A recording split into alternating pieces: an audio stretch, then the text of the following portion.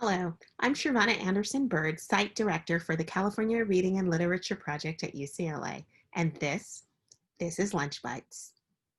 Today on Lunch Bites, I'd like to continue a conversation around particular texts that we use in the classroom. I've already spoken about multicultural text and social justice texts, so today I'd like to introduce culturally responsive text. In previous Lunch Bites, I discussed the reasons why we read multicultural text and how to look for multicultural text. I also discussed social justice texts and that the extra component to those are that there's some sort of call to action, something that makes us change or do things differently. Well, today I'd like to discuss culturally responsive texts, which can be multicultural text as well. But we want to go deeper than just thinking, is it a universal experience? Is it a historical text? We want to look at the author. Is it an author of diversity? Is the author telling a story through their own lens or through someone else's? Who are the characters in the story? Are the characters in the story well developed? Are they authentic? What are the events and the settings in the story? Do they align with the character's cultural background as well? Is it authentic? That's the word you'll keep hearing me say. Looking at the ways of being and the interactions that the characters have in the storyline. Are they authentic? So there's three types of culturally responsive texts.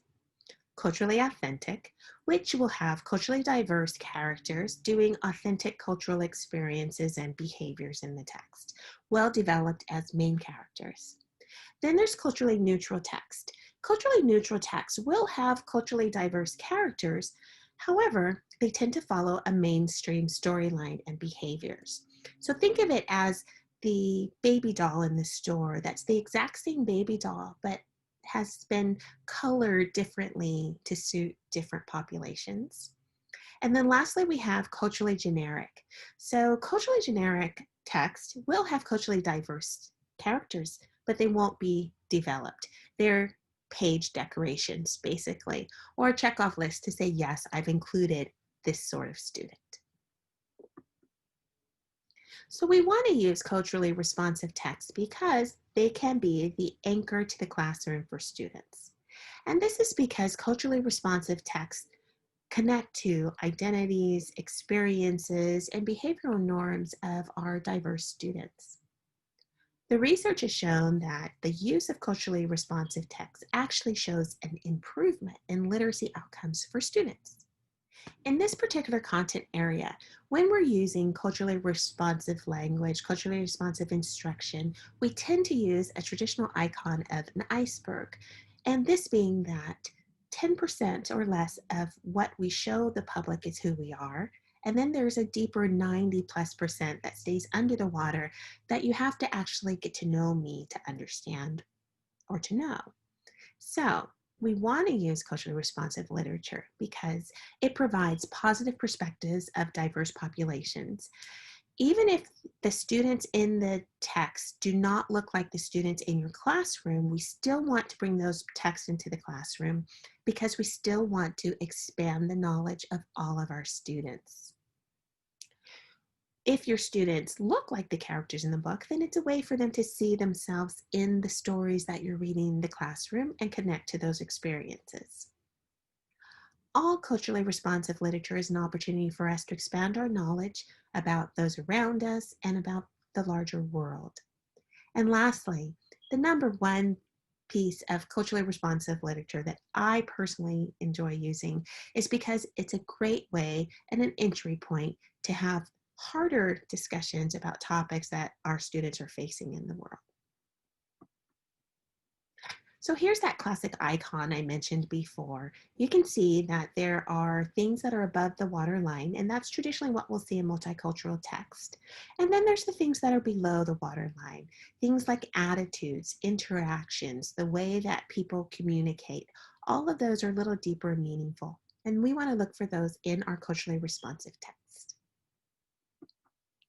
So here's a text I would highly recommend, The Proudest Blue.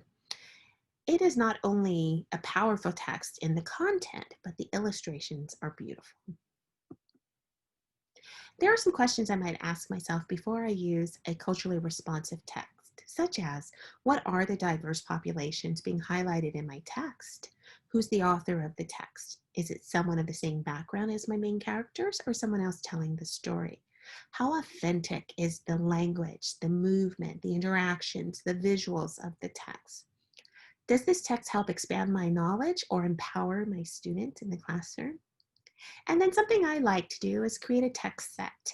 That way I can have the same topic and same theme with different perspectives, just as my students will have to learn to appreciate and value different perspectives of those around them. So take a moment and think, do the texts that you currently use support, of course, your standards, the skills and strategies that you're trying to teach your students? But also, do the themes and topics and ideas from the text support what you're teaching throughout the year? How deep does culturally responsive reading go or play a role in your curriculum? And is it authentic? Also, does the text support the idea of multicultural experiences, social justice behaviors, or culturally responsive actions? So, as a takeaway, currently in your classroom, think about the text that you have. If you haven't completed an audit yet to see which texts are multicultural, socially just, or now culturally responsive, then I would ask that you do so.